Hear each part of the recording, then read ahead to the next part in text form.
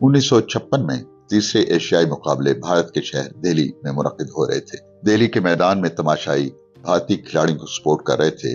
100 metre race के मुकाबले में उसका मुकाबला भारतीय एथलीट रवि से था। उस रोज अब्दुल खालिक ने अपनी जिंदगी की बेहतरीन दौड़ दौड़ी और 100 मीटर का फासला सिर्फ 10.4 सेकंड में तय किया।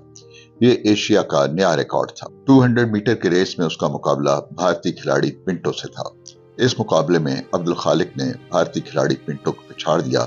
ये फासला उसने 21.1 सेकंड में तय किया। वो रेस देखने वाले कहते हैं उस रोज अब्दुल खालिक दौड़ा नहीं उड़ा था। इसी दौड़ के बाद ही भारतीय वजीर आजम जवाहरलाल नेहरू ने अब्दुल खालिक को फ्लाइंग बर्ड ऑफ एशिया का खिताब दिया था। बाद में यह खिताब उसके नाम का हिस्सा बन गया। अभी वो पोठवार में परिंदा एशिया के नाम से जाना जाता है।